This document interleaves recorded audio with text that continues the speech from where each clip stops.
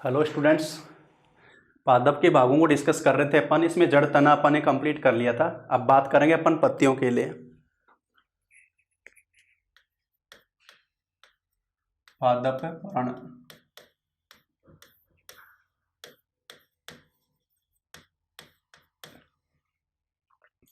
देखो, अपन ने बताया था बीज के अंकुरण से प्रांकुर और मूलांकुर, मूलांकुर से मूलतंत्र अंडरग्राउंड पार्ट बनता है, प्रांकुर से प्रैरोह का विकास होता है, प्रैरोह में तना आ गया, फिर उसके बाद में उस पर शाखाएं जो होती हैं, अगर शाखन है तो तने पे पत्तियां पाई जाती हैं और पत्तियां प्रकाश संश्लेषण का कार्य करती हैं। मेन जो इनका काम होता है प्रकाश संश्लेषण, फोटोसिंथेसिस, इनमें पाया जाता है हरित लवक। और उस आधार पर जो पर्ण का मेन काम आ गया भाई, पादप पत्तियों का मुख्य काम क्या आ गया, प्रकाश संश्लेषण क्रिया करना। एक सामान्य पर्ण की अगर अपन संरचना को देखें, पर्ण की प्रारूपिक संरचना अगर देखें, पर्ण की प्रारूपिक संरचना, पर्ण की अगर प्रारूपिक संरचना की बात करें तो देखो, एक पर्ण के अंदर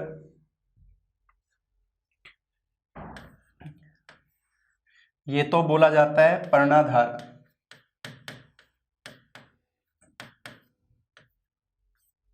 एपिपोडियम, पर्णाधार, और इससे पर्णाधार तो है तने के ऊपर, स्तंभ के ऊपर पर्ण का आधार जिसको बोलेंगे, और पर्णाधार यानी स्तंभ से जो संरचना निकलती है पतली, उसको नाम देते हैं पर्णवंत, मीजोपोडियम बोला जाता है, पर्णवंत। और पर्णवंत पे लगी होती है पर्ण, पर्णवंत पे लगी होती है पर्ण। अब ये जो पर्ण है, ये जो मेन इसका फैला हुआ भाग जो होता है, इसको नाम देते हैं पर्ण फलक। तो ये बोले जाते हैं फलक या किनारे, पर्ण के जो फलक किनारे बोले जाते हैं, और ये पूरा भाग हो गया पर्ण फलक हो गया। तो पर्णवंत वो संरचना है जो पर्ण फलक को पर्णाधार से जोड़ती है। पर्णाधार किस पे मौजूद है भाई, स्तंभ पे मौजूद है, पर्णाधार स्तंभ पे पाया जाता है। तो एक पर्ण की अगर सामान्य स्थिति को देखें, पर्ण के अंदर मेन हो गया पर्ण फलक। पर्ण फलक फैला चपटावाकार भाग होता है। सामान्य रूप से जो द्विबीजपत्री पादप हैं उनमें पृष्ठाधार संरचना पाई जाती है पर्ण फलक की, यानी पर्ण फलक की ऊपरी और निचली सतह की संरचना में अंतर होगा तब तो बोलते हैं पृष्ठाधार पर्ण या द्विपृष्ठीय पर्ण बोलते हैं उसको, यानी पृष्ठ और अधर भाग की संरचना में संरचनात्मक रूप से डिफरेंस होता है। और एक बीजपत्री पादपों में जो पर्ण होती है ना, वो होती, उनमें पृष्ठाधार स्थिति नहीं होती है, यानी समपर्णी पर्ण की जो दोनों सतह हैं, दोनों पृष्ठ हैं, वो संरचनात्मक रूप से समान होते हैं। वो पाई जाती है एक बीजपत्री पादपों में। द्विबीजपत्री पादपों में पाई जाती हैं पृष्ठाधार पर्ण, जो कि कैसी होती हैं भाई, जिनमें पृष्ठ और अधर संरचना में डिफरेंस आता है, वो पृष्ठाधार पर्ण पाई जाती हैं।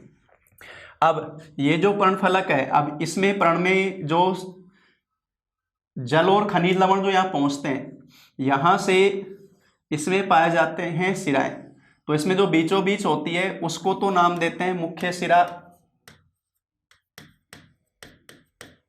और फिर इससे जो निकलती है पार्श्व सिराएं, पार्श्व सिराएं जो इसमें से निकलती हैं। और अब ये जो पार्श्व सिराएं हैं जो अपन ने दिखाई है इसके अंदर,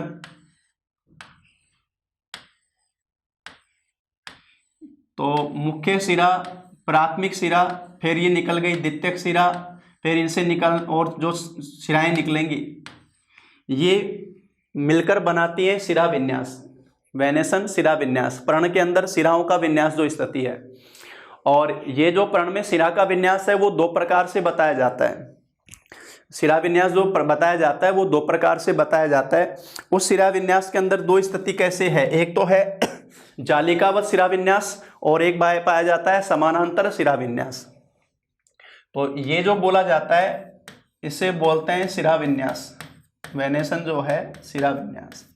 देखो, ये जो सिराएं हैं ना, इनके द्वारा ही पौधे की पत्तियों तक जल और खनिज लवण पहुंच पाते हैं सिराओं के माध्यम से, और ये कहते हैं कि पर्णफलक का कंकाल बनाते हैं। पर्णफलक का कंकाल बनाने का काम किसका है? सिराओं का है। सिरा विन्यास दो प्रकार से बताया जाता है। सिरा विन्यास दो प्रकार से, एक तो बताया जाता है जालिकावत सिरा विन्यास,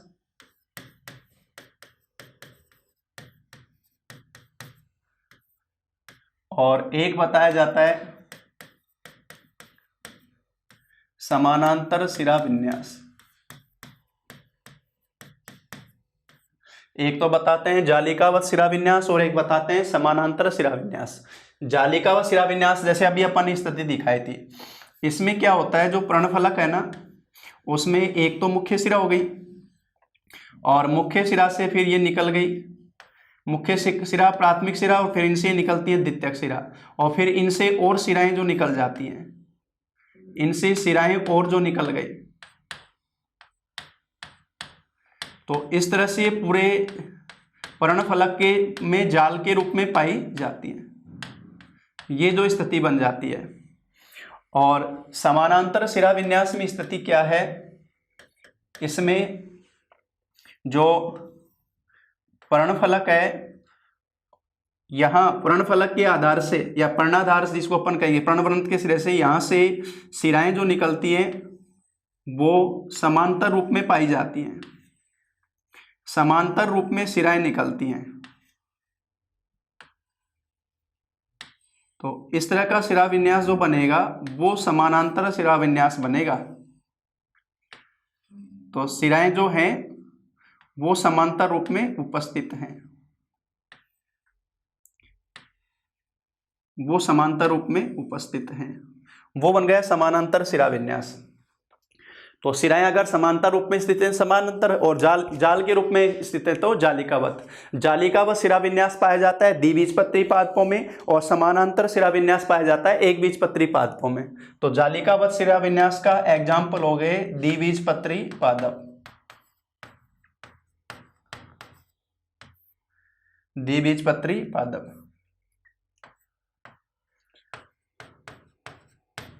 और इसके एग्जाम्पल हो गए भी एक बीजपत्री पादप। जालिकावत सिरा विन्यास के एग्जाम्पल हो गए द्विबीजपत्री पादप, और समांतर सिरा विन्यास के एग्जाम्पल हो गए एक बीजपत्री पादप। यहाँ एक अपवाद जो मैं बताना चाह रहा हूँ कि द्विबीजपत्री में अपन ने बताया जालिकावत सिरा विन्यास, और एक बीजपत्री में बताया अपन ने समानांतर सिरा विन्यास। द्विबीजपत्री पादप में एक देखो अपवाद अगर अपन बताएं, कैलोफिलम,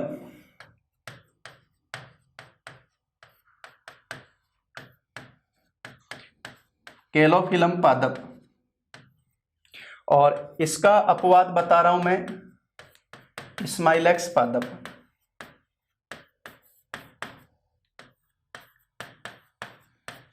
कैलोफिलम पादप,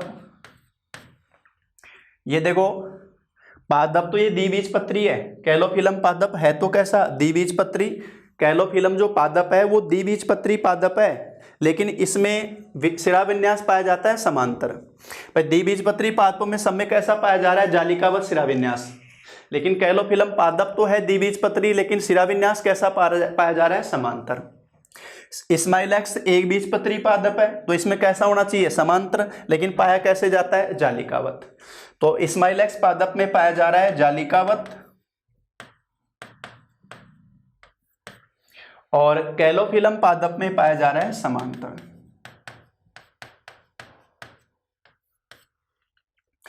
तो ये ध्यान रखना, सेकंड ग्रेड में पूछा हुआ क्वेश्चन है कैलोफिलम वाला।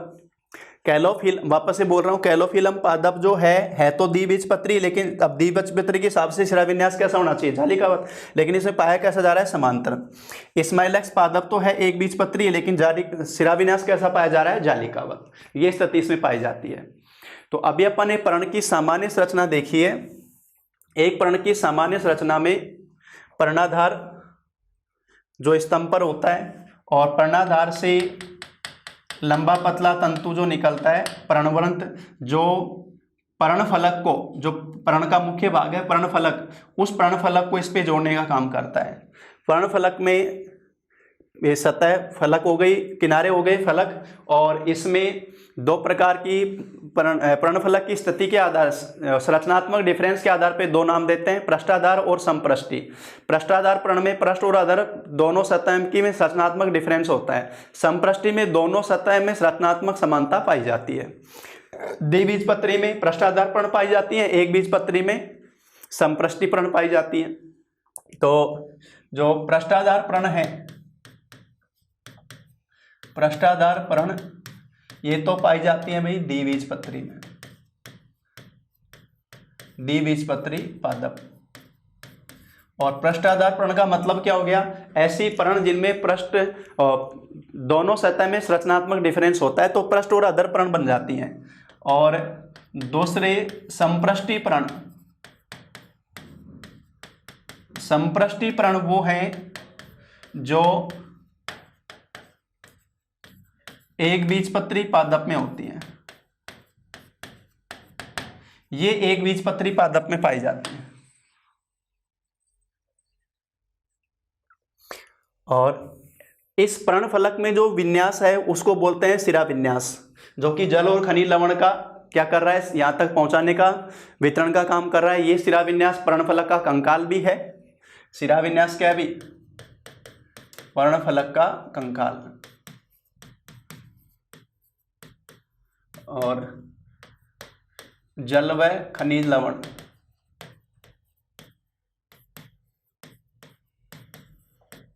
का समय है, यहां तक ये करता है।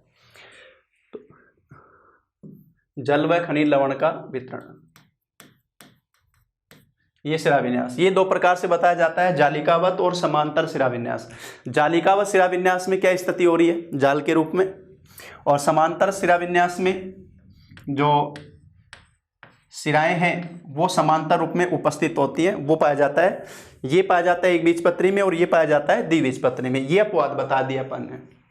अब देखो इसमें जो अपन ने नाम बताया अभी कि पृष्ठाधार और जो दूसरे प्रकार की अपन ने बताई समपृष्ठी, द्विबीजपत्री और बीजपत्री में, और फिर शिराविन्यास जो स्थिति बताई। अब पर्ण के अगर अपन संरचनात्मक जो रूप से है, दो प्रकार के नाम दिए जाते हैं। पर्ण के प्रकार अगर पढ़ें सबसे पहले,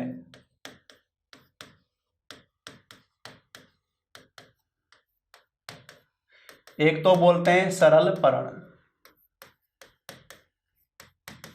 ये बोली जाती है भाई सामान्य पर्ण। सामान्य पर्ण, सरल पर्ण जो बोली जाती है,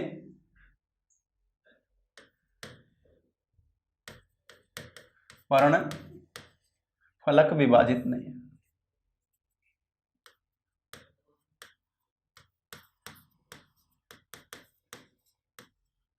पर्ण फलक विभाजित नहीं।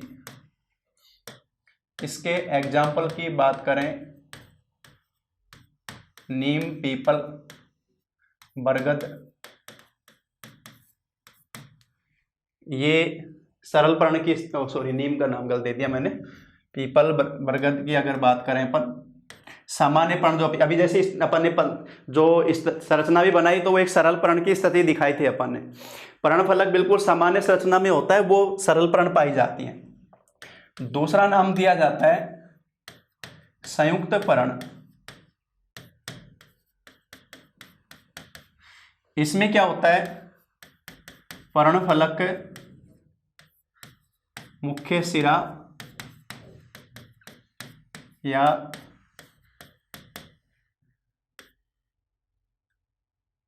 पर्णाधार तक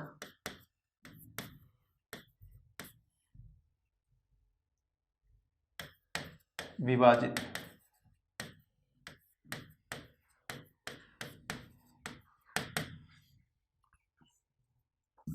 पर्णफलक जो रहता है ना, इसमें वो मध्य सिरा या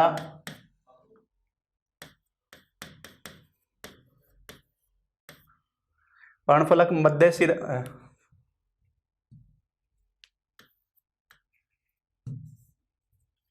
मध्य सिरा जिसको अपन प्राथमिक सिरा बोलते हैं, या पर्णफलक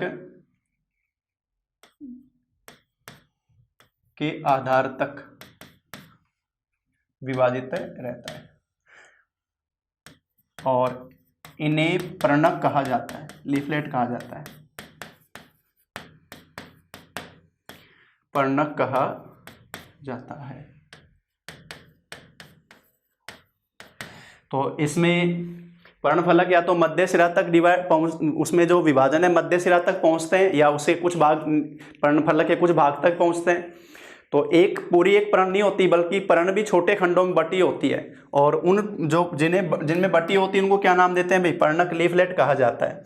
वो है क्योंकि अब इसमें कई पर्णक से मिलकर पर्ण बनी या एक पर्ण में पर्णक मौजूद हैं, इस आधार पे क्या नाम दिया है, संयुक्त पर्ण। यहाँ कोई पर्णक नहीं है, केवल पर्ण एक सामान्य रूप में पाई जाती है। तो सरल पर्ण और एक बोलते हैं संयुक्त पर्ण। अब ये जो संयुक्त पर्ण है ना, ये दो प्रकार से बताई जाती है। संयुक्त पर्ण को दो प्रकार से डिवाइड किया जाता है। जो संयुक्त पर्ण है उनको भी दो प्रकार से बोलते हैं भी, एक तो बोलते हैं पिच्छाकार, रेकिस जो बोलते हैं पिच्छाकार,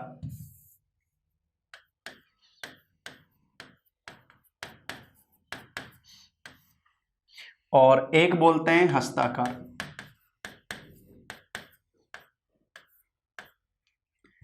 एक तो बोलते हैं पिच्छाकार और एक नाम देते हैं हस्ताकार।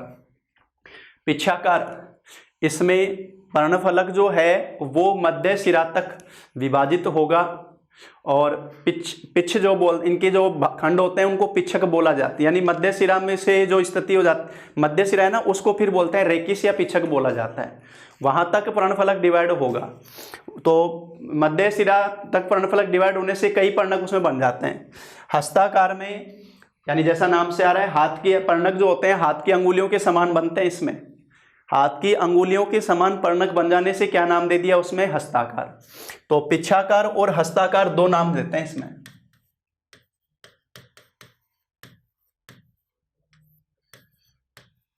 पर्णफलक मध्य सिरा तक कई पर्णक में विभाजित और मध्य सिरा को पिच्छक या रेकिस कहा जाता है।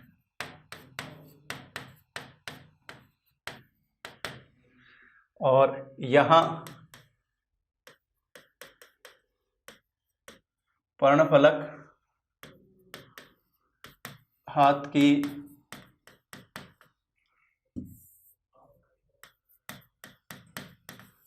अंगुलियों के समान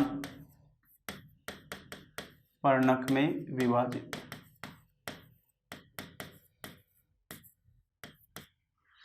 पर्णक में विभाजित वो स्थिति रहती है।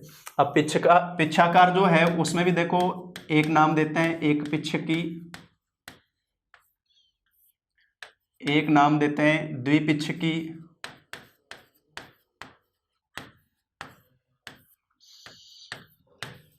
एक नाम देते हैं त्रिपिच्छकी,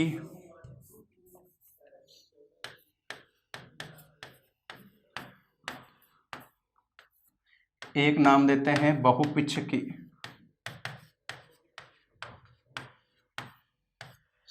क्या क्या नाम लिखा देखो, एक पिच्छकी, द्विपिच्छकी, त्रिपिच्छकी, बहुपिच्छकी। और ऐसे ही जो हस्ताकार पर्ण है ना, उनमें भी देखो एक तो नाम दिया जाता है एक पर्णी, एक पर्णी, द्विपर्णी, जैसा नाम से आ रहा है, त्रिपर्णी, और एक नाम दिया जाता है बहुपर्णी।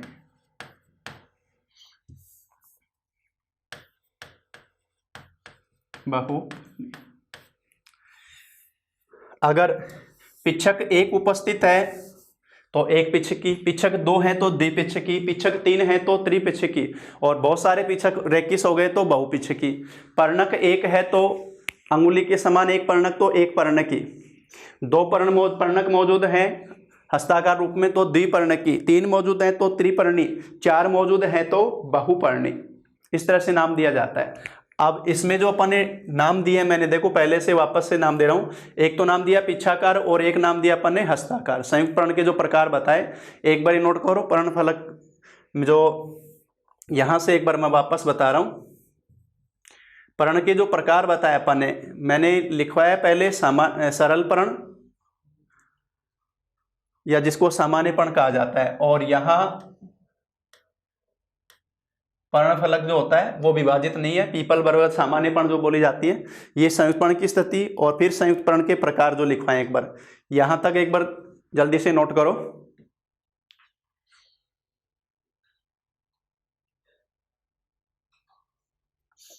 अब संयुक्त पर्ण में अपन ने दो नाम बताए, एक तो पिच्छाकार और एक बताया अपन ने हस्ताकार। इसमें पर्णफलक मध्य सिरा तक कई पर्ण विभाजित है, मध्य सिरा को पिच्छक रेख किस नाम दे रहे हैं उसकी स्थिति के आधार पर नाम आते हैं। इसमें हस्ताकार में पर्णफलक हाथ की अंगुलियों के समान पर्णक विभाजित, एक पर्णी, द्विपर्णी, त्रिपर्णी और बहुपर्णी। अब उसमें जैसे पहले अपन नाम ले रहे हैं, सबसे पहले बता रहे हैं अपन एक पिच्छकी। एक पिच्छकी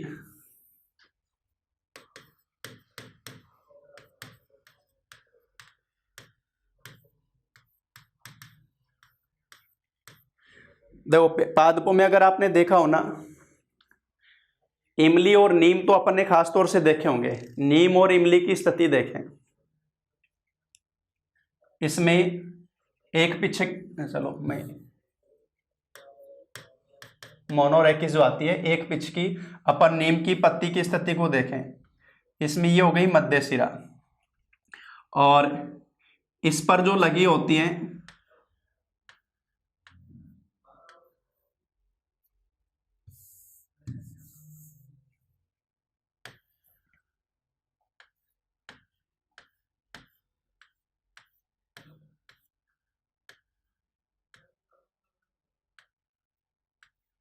देखो ये स्थिति, अगर अपन नीम की पत्ती को देखें, देखा होगा आपने, ये स्थिति है उसमें आती है।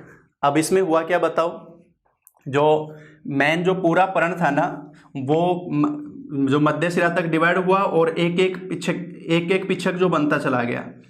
तो एक पिच्छक की स्थिति में तो ये आती है, ये दिखा देता हूं मैं पिच्छक।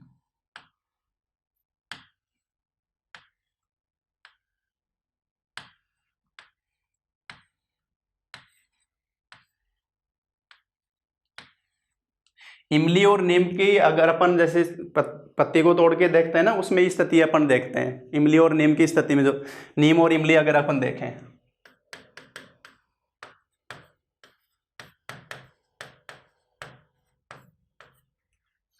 नंबर 2, अब की बार स्थिति बताई जा रही है द्विपिच्छकी। अब द्विपिच्छकी में स्थिति में क्या है, अभी यहां पर ये तो मुख्य सिरा हो गई, इसमें इस पे जो मध्य सिरा पे इसमें लगे होते हैं ये लो दो पिच्छक, और इसमें अगर अपन एग्जाम्पल की बात करें, बबुल,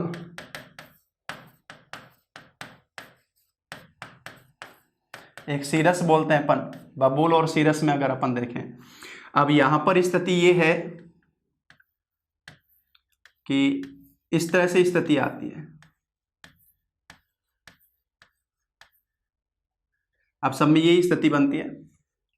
तो देखते हो बबूल में खेजट, अपने कीकर बोलते हैं ना, बबूल कीकर, उसकी पत्तियों को देखेंगे अगर अपन तो ये स्थिति नजर आती है। थोड़ा सा हो गया, नहीं तो मैं प्रैक्टिकली लिए आता है तो उसमें दिखाता आपको अलग अलग स्थिति है। देखना एक बार जैसे पढ़ोगे क्लास के बाद में, उसके ऊपर जैसे जैसे एग्जाम्पल देख रहा हूँ, कुछ मैं एग्जाम्पल उस तरह के दे रहा हूँ जो अपने सामान्य रूप से अपन देखते हैं, उनको देखकर ही इसी स्थिति को समझ जाना। नीम इमली देखा, बबूल सीरस, ये स्थिति वो द्विपिच्छकी आ जाती है। त्रिपिच्छकी सेंजना,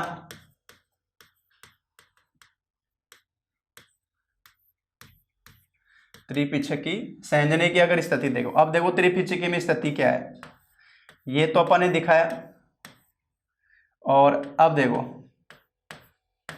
अब इन पर पर्णक स्थित होंगे। अब इन पर पर्णक पाए जाएंगे।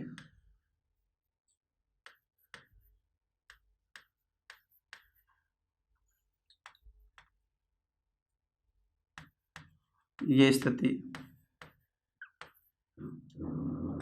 संजना का पादप आता है ना, संजना वाला, उसकी पत्तियों को देखना। तो इस तरह की जो स्थिति आ जाती है वो किसकी आ जाती है भाई, त्रिपिच्छकी की। इसके एग्जाम्पल में अपन लें संजन जो बोलते हैं। अब एक बहुपिच्छकी,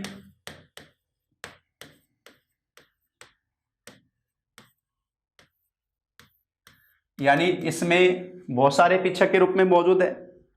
बहुपिच्छकी में अपने ध्यान दो, एक तो गाजर की पत्तियों का अगर अपन देखते हैं ऊपर, एक धनिया, गाजर धनिया सौंफ, उनकी जो पत्तियां आती हैं उसमें स्थिति क्या है। जैसे अब देखो ये स्थिति हो गई एक पिच्छकी। अब यहां तक की स्थिति बताई थी अपन ने द्विपिच्छकी, और यहां तक की स्थिति बताई अपन ने त्रिपिच्छकी। ठीक है, अब ये स्थिति कौन सी बन गई, यानी इसमें भी और शाखन देखो, और फिर इनमें भी और शाखन, और फिर इन पर पर्णक पाए जाना, इन पर पर्णक पाए जाना। तो इस तरह की जो स्थिति है ना वो बोली जाती है बहुपिच्छकी। वो इसके एग्जाम्पल आ जाते हैं बहुपिच्छकी में, जिसमें एग्जाम्पल लें अपन धनिया, गाजर, सौंफ, इस तरह की अगर अपन पादप देखें, धनिया, गाजर, सौंफ, ये जो स्थिति रहती है वो बहुपिच्छकी की आती है।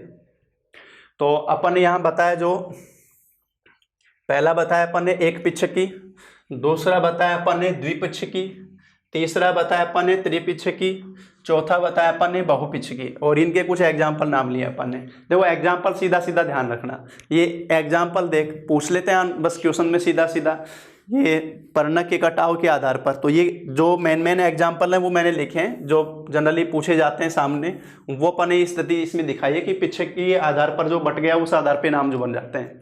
अब एक जो आ जाता है हस्ताकार पर्ण में,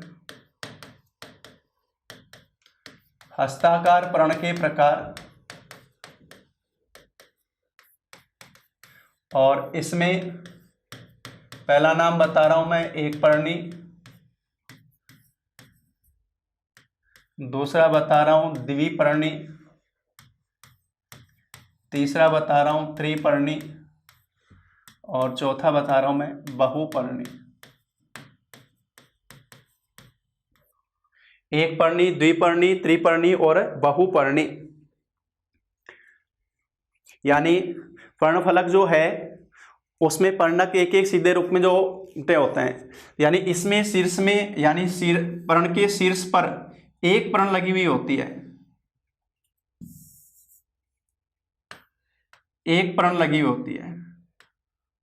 यानी पर्णक में एक पर्ण शीर्ष के ऊपर जो आ जाती है वो तो आ जाता है एक पर्णी। जिसमें अपन बात करें नींबू संतरा की, अगर देखें नींबू संतरा की पत्तियों का स्थिति देखना। द्विपर्णी में क्या होता है, यहां पर दो पर्ण इस तरह से लगी होती है द्विपर्णी। भाई एक पर्णी में सीधा पर्णफलक के शीर्ष पर एक पर्ण आती है, दूसरी द्विपर्णी में क्या होता है, इसमें ये दो रूप में आ जाती है। इसमें देखो नाम आता है हिंगोटा, प्रिसिपेनिया नाम आता है हिंगोटा, एक नाम आता है भी प्रिसेपिया, प्रिसेपिया। अब बताओ त्रिपर्णी की बात करें तो स्थिति क्या दिखाएंगे अपन। त्रिपर्णी की अगर बात करें तो स्थिति ये आ जाती है, इसमें हस्ताकार रूप में, यानी वो एक तरह से समझ लो कि अंगुलियों की संख्या कितनी हो रही है। एक पर्णी है तो एक अंगुलाकार रूप में, दो द्विपर्णी है तो दो अंगुलियों के रूप में, त्रिपर्णी है तो तीन अंगुलियों के रूप में, और बहुपर्णी होगा तो बताओ। बहुपर्णी जैसे अपन कल देखते हैं कल्पवृक्ष, कल्पवृक्ष की स्थिति क्या आती है, इस तरह से स्थिति होती है उसमें कल्पवृक्ष में। तो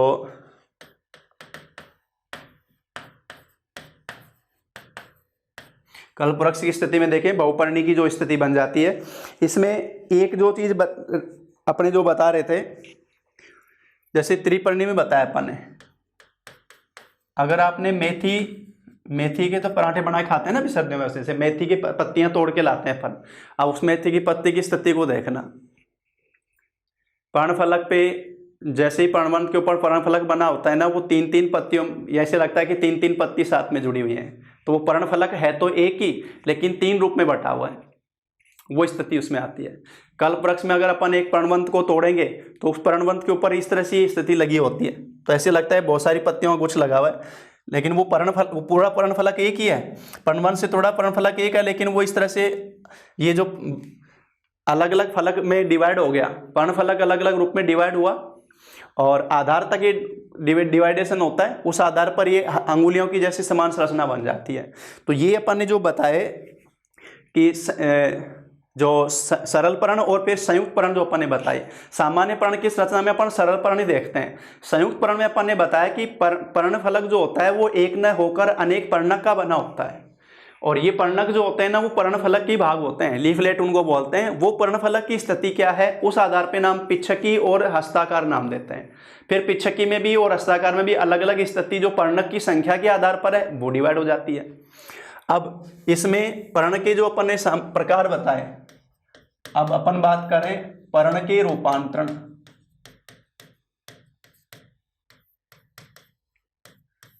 अब इसमें देखो एक तो नाम मैं वही दे दूं, पर्ण प्रतान, टेंड्रिल, पर्ण प्रतान। वहां एक नाम दिया था अपन ने स्तंभ प्रतान। स्तंभ की शिरस्थ कलिका प्रतान हुक समान रूपांतरित होकर आरोहण में मदद करती है। अब अगर इसमें क्या हो रहा है, जो पर्ण प्रतान अपन ने नाम दिया तो इसका मतलब पर्ण का भाग जो है ना वो प्रतान के रूप में रूपांतरित हो रहा है। तो ये अब इसमें जो रूपांतरण होता है पर्ण का वो अलग अलग रूप में हो जाता है। तो बताओ प्रतान किस लिए बन रहा है, आरोहण में, आरोहण के लिए रूपांतरण, आरोहण के लिए रूपांतरण। अब इसमें एग्जाम्पल बता रहा हूं मैं, जैसे देखो एक तो बता रहा हूं मैं कि जंगली मटर,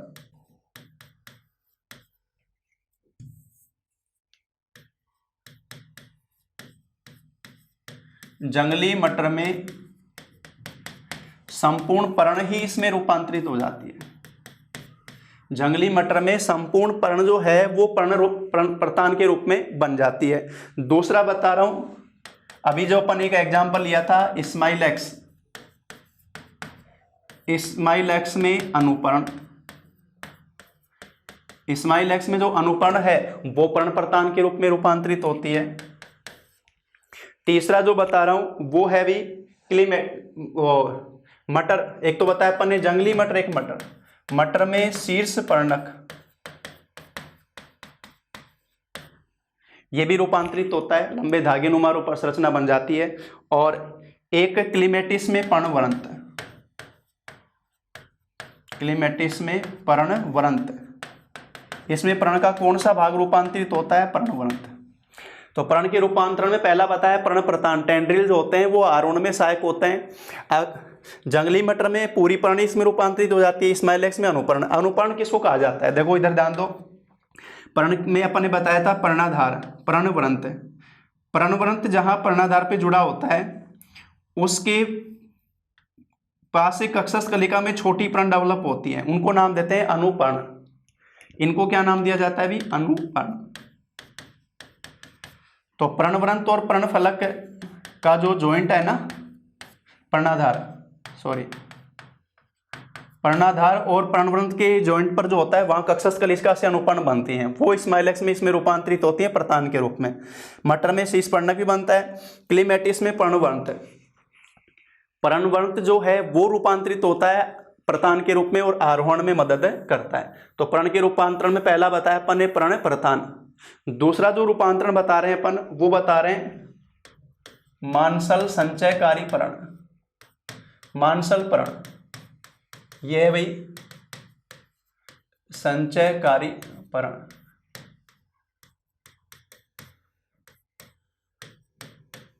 जल, खनिज लवण व म्यूसिलेज, म्यूसिलेज का संग्रहण, जल, खनिज लवण व म्यूसिलेज का संग्रहण। तो इनके संचय की वजह से म्यूसिलेज जो कि श्लेष्मिक पदार्थ होता है, म्यूसिलेज क्या है भाई, ये है श्लेष्मिक पदार्थ। अब इसके नाम से आते समझ गए होगे तुम, ग्वारपाठा, एलोवेरा ग्वारपाठा जो है। अब ग्वारपाठा में जो पर्ण होते हैं ना, वो मांसल पर्ण है, उनको क्या नाम दिया जाता है भी मांसल पर्ण। और किस लिए मांसल पर्ण होगी? वो जल, खनिज लवण और म्यूसलेज के संग्रहण के कारण वो मांसल पर्ण बन जाती है। अब एक नाम आता है देखो अवशोषी पर्ण।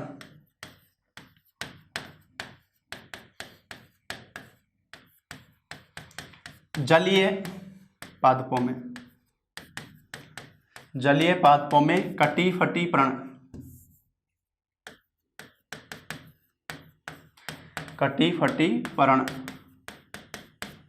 और जल अवशोषण में सहायक।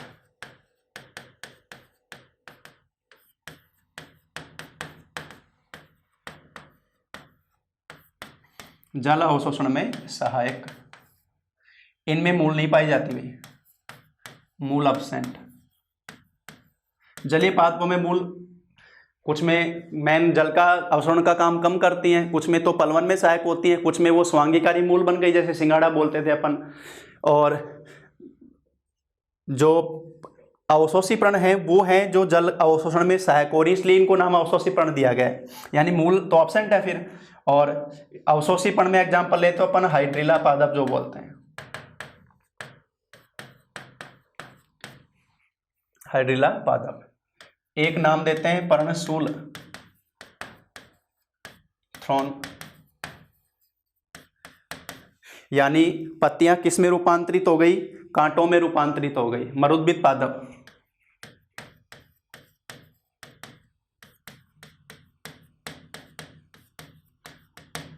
बाष्पोत्सर्जन,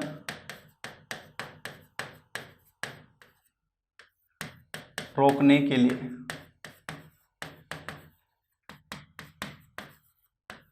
पत्तियां कांटों में रूपांतरित, पत्तियां कांटों में रूपांतरित, वो है पर्णशूल। तो एग्जाम्पल में इसमें अपन नाम जैसे नागफनी का देते हैं भाई। नागफनी में अपन ने बताया था जो तना है ना वो तो पर्णाभ परव बन जाता है, पर्णाभ स्तंभ बन जाता है पर्ण के समान, उसमें हरितलवक पाया जाता है, वो प्रकाश संश्लेषण करता है। और नागफनी में पत्तियां किस में रूपांतरित हो जाती हैं? कांटों में रूपांतरित हो जाती हैं, वो आ जाता है पर्णशूल जो अपन ने बताया। तो नागफनी इसका एग्जाम्पल लिया अपन ने, पर्णशूल। एक देखो जो नाम आता है जो अभी मैं बता रहा हूं वो ध्यान दे लेना, कीटाहारी पादप।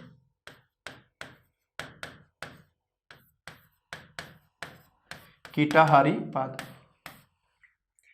अब कीटाहारी पादप ध्यान रखना, ये जो पादप है ना नाइट्रोजन की पूर्ति के लिए,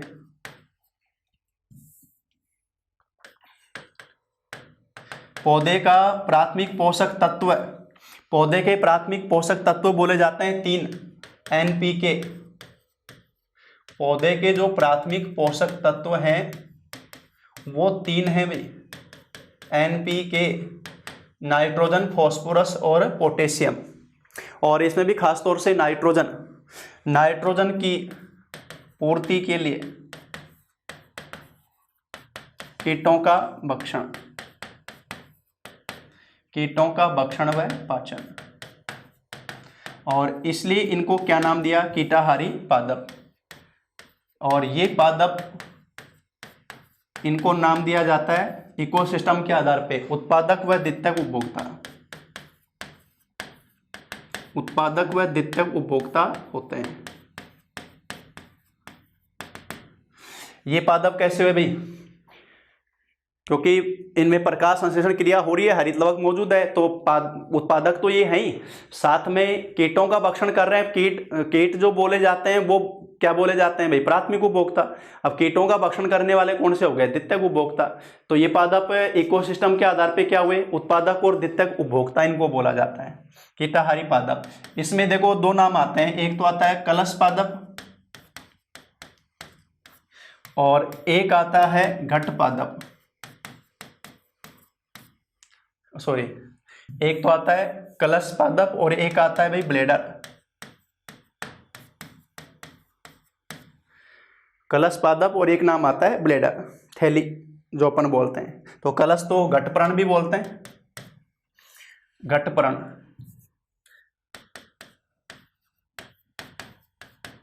तो इसमें हुआ क्या कि पर्णफलक जो है, पर्णफलक कलश या घट में रूपांतरित,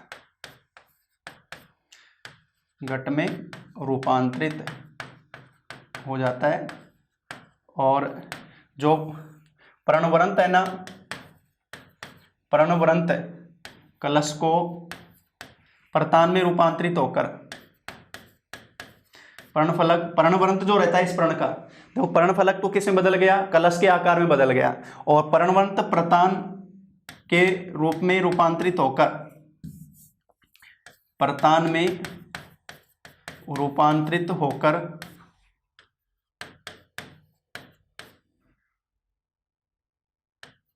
पर्णफलक को ऊर्ध्व स्थिति में रखता है,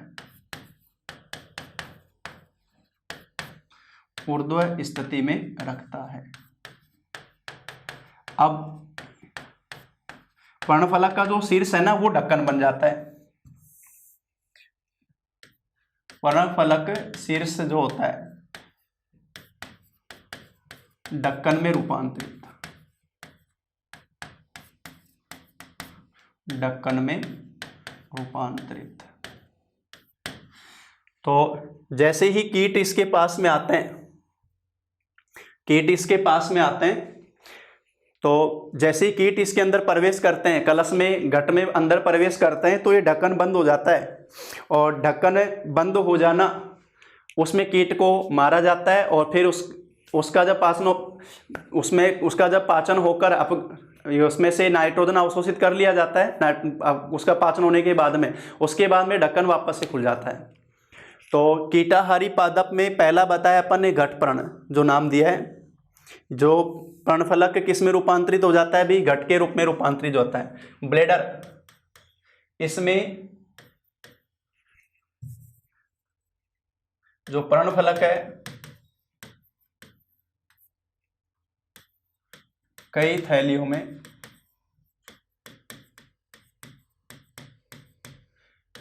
विभक्त हो जाता है, थैलियों को बोलते हैं ब्लेडर।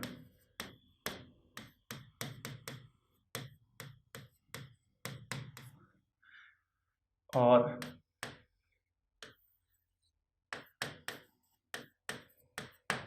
ब्लेडर में कीटों का भक्षण कर पाचन किया जाता है, पाचन किया जाता है। ये स्थिति बनती है भी ब्लेडर पादप जो होते हैं, इसमें पर्णफलक ब्लेडर थैलियों में विभक्त हो जाता है और उसमें कीट को ग्रहण करके उसका पाचन किया जाता है। और ये इसमें देखो यूट्रिकुलेरिया जो पादप है, नेफेंथिस, इसमें अपन ने नाम लिया, इसमें नेफेंथिस पादप जो आ जाता है वो तो घटपर्णी पादप होता है। यूट्रिकुलेरिया